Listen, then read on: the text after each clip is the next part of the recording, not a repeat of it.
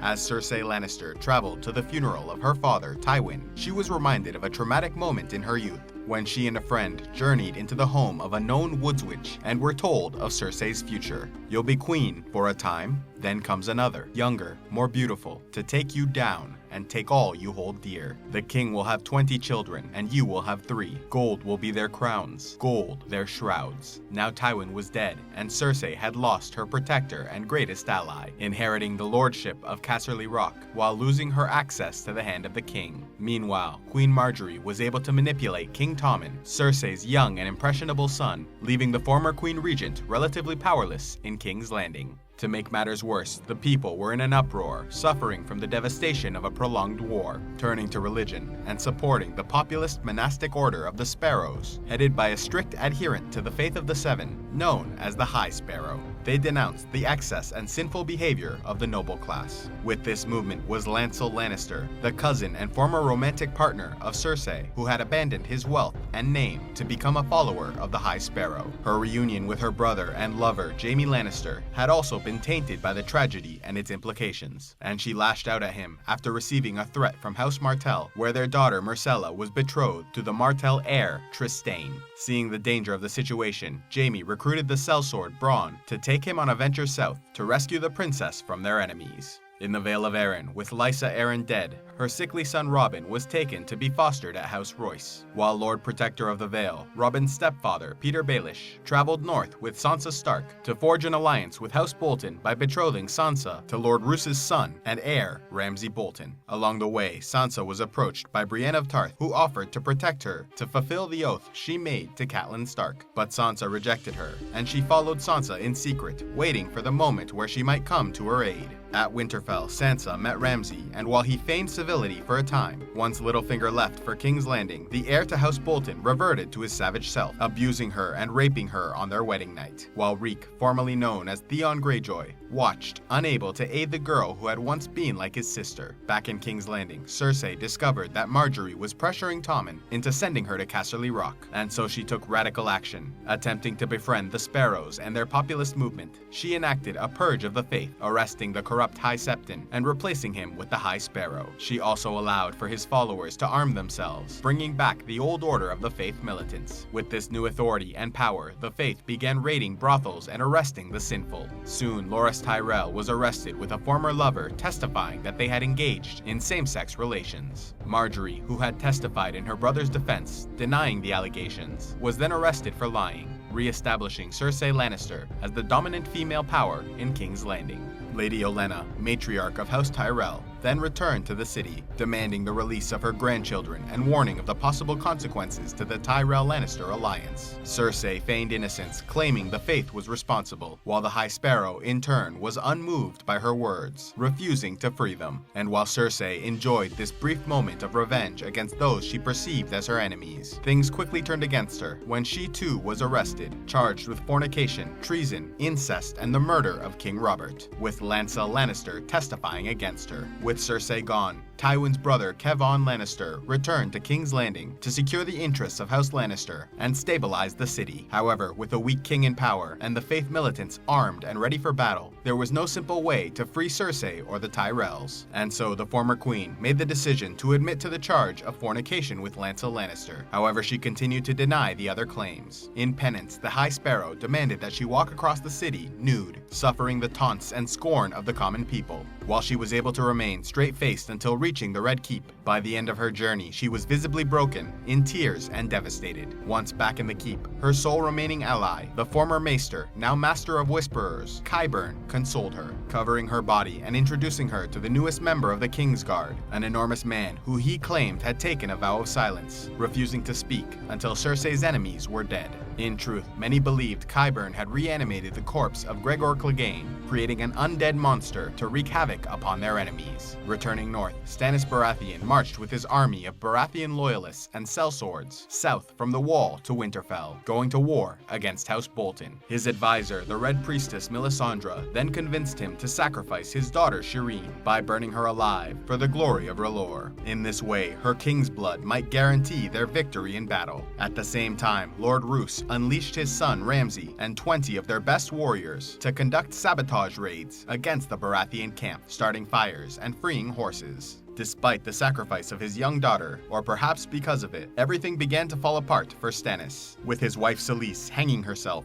half his men deserting, and the Lady Melisandre escaping the looming disaster. Stannis, aware his chances for victory were gone, led his men in a final assault, meeting the superior Bolton forces outside of Winterfell. Stannis was utterly defeated, taking an injury in the battle and dying at the hands of Brienne of Tarth, who had abandoned her vigilance over Sansa to seek revenge on Stannis for the death of her beloved King Renly. Within the walls of the ancient fortress, Sansa was confronted by Ramsay's mistress, Miranda, when Theon tossed her over a railing to her death. Theon and Sansa then leaped from the tall walls of the castle, hoping that the deep snows would protect them so they might escape the tortures of House Bolton. In Dorne, Jaime Lannister attempted to break into the Water Gardens and rescue Princess Myrcella. However, he arrived at the same time as the Sand Snakes, daughters of Oberyn Martell, who had their own plans to kidnap the girl. The two groups were caught after some commotion, and Jaime was arrested, though eventually released, after Doran, the head of House Martell, learned that Ellaria and the Sand Snakes had sent a threat to King's Landing. With peace re-established between House Lannister and Martell, Jaime agreed to continue the engagement of Myrcella and Trystane, with both of them joining him on his trip back to King's Landing, where Myrcella might be reunited with her mother, and Trystane could fill the empty seat on the small council. However, the peace was again broken when Ellaria, wearing poison on her lips, kissed Myrcella, causing her to collapse and die on the ship home.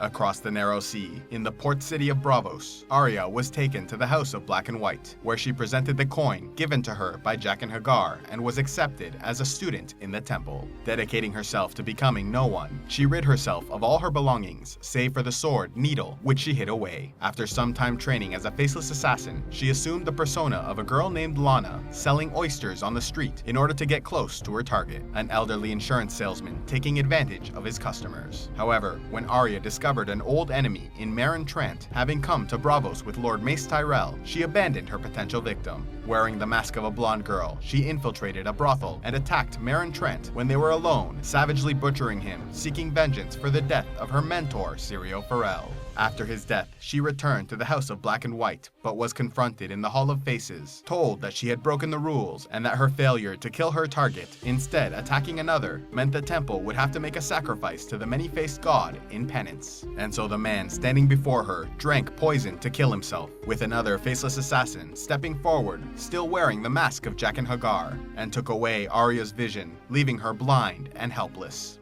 At the Wall, King Stannis Baratheon scheduled the execution of Mance Rayder, king of the Wildlings, believing that it would pressure him to convince his followers to support the Baratheon cause in his war for the Iron Throne. However, Mance refused and was burned alive, only to be shot with an arrow by Jon Snow at the last moment, to kill him quickly and avoid suffering. Despite this, Stannis offered Jon the chance to be legitimized as the son of Ned Stark and named heir to Winterfell and the North, if only he would desert the Night's Watch and pledge himself to Stannis. But after winning the election and being named the new Lord Commander at Castle Black, Jon refused Stannis, and so the Baratheon king prepared his men and traveled south, ready to take on House Bolton for control of the North. Jon then focused his attention on establishing an alliance between the Wildlings and the Night's Watch, while also balancing the political situation at the Wall, attempting to appease his chief rival, Alliser Thorne, by naming him First Ranger. Jon was then forced to execute Janos Slynt, who refused to obey a direct order from the Lord Commander. Jon and his wildling ally Tormund Giantsbane then traveled beyond the Wall to Hardhome, hoping to gather more support from the Wildlings for the inevitable war approaching with the White Walkers. And while many were convinced to return with him to Castle Black, the people at Hardhome were soon attacked by a massive force of undead soldiers, led by several White Walkers who massacred those not able to reach Jon's ship. The creature, known to many as the Night's King, then stared down Jon Snow as he sailed away from the brutal slaughter, raising the dead as reborn soldiers for his cause. When Jon arrived at Castle Black with the wildling survivors, he learned that the old maester Aemon Targaryen had died, and that his best friend Sam Tarly wanted to leave for Old Town, where he might train as a maester and bring Gilly and her child to safety. Left without his advisors, Jon was then betrayed by Alliser Thorne and his allies, including the young boy Ollie, who the Lord Commander had taken as a squire, hoping to train the boy in the same way Jair Mormont trained him. They stabbed Jon Snow several times, leaving him dead in the Castle Black courtyard. After being freed from his cell by his brother Jaime and ally Varys, Tyrion Lannister went on to kill his father, Tywin, Hand of the King, then escaping on a ship with Varys, who took him to Pentos to begin a journey east, where they might reach Daenerys Targaryen in Slaver's Bay, pledging themselves to her cause. Meanwhile, Queen Daenerys of Meereen faced a rising insurgency in her recently conquered city, with the Sons of the Harpy killing her unsullied soldiers and causing havoc within her territory. As the violence erupted, former slaves, which now made up the base of the Queen's support, started demanding the execution of noblemen, who they claimed were funding the rebellion, while his Darzo Lorak, the representative of the nobility on Dany's ruling council, denied such claims. Things were made even worse when she began to lose the support of the people, choosing to execute a former slave who broke the law by killing a nobleman. Then came yet another attack, this time claiming the life of Sir Barristan Selmy and injuring Grey Worm, leaving Daenerys without two of her greatest advisors. Fearing the loss of all she had built, she started taking more radical steps to solve the problem, feeding a random nobleman to her dragons as a warning to the others, while also agreeing to marry Hisdar and reopen the Meereenese fighting pits as a concession to the traditions of the city. Further west, Jorah Mormont, former advisor to Daenerys in a desperate attempt to return to her favor, kidnapped Tyrion Lannister, hoping to present him as a gift to the Queen. On their way, they were attacked by stone men, and Jorah contracted the disease known as grayscale, keeping it secret from Tyrion. The two were then captured and sold as slaves for the fighting pits. Yet before they arrived in the arena, they were showcased to the Queen as a preview of events to come. Jorah, seizing the opportunity, made a grand display of eliminating all other competitors, then revealing himself to the Queen, offering Tyrion as a gift. Despite Jorah's efforts, Daenerys had not forgiven his betrayal, and though she took on Tyrion as an advisor, she again banished Jorah out of the city. Unwilling to give up, Jorah volunteered for the fighting pits, performing in front of the Queen as the arena reopened. Yet during Jorah's bout, he spotted an assassin approaching the Queen and threw a spear at the man to save her life. But this was only the beginning, as an army of rebels emerged from the crowd, killing Hisdar zo Lorak and many of the Queen's soldiers, then surrounding her in the middle of the arena. Though Jorah, Daario, and her other followers were prepared to give their lives in her defense, the dragon Drogon returned at the last moment, raining fire upon her enemies, then flying away with the Queen on his back, carrying her to the safety of the Dothraki Sea. Yet with Drogon injured in the event, he proved unable and unwilling to fly her back to Meereen, leaving Daenerys vulnerable and exposed. She was then spotted by a Dothraki Khalasar, who surrounded her, blocking her escape. Back in Meereen, Jorah and Daario Naharis agreed to lead the search party for the missing Queen, while Tyrion, Missandei, and Grey Worm remained to stabilize the city in her absence. They are then joined by Varys, who agreed to help Tyrion in his management of the city.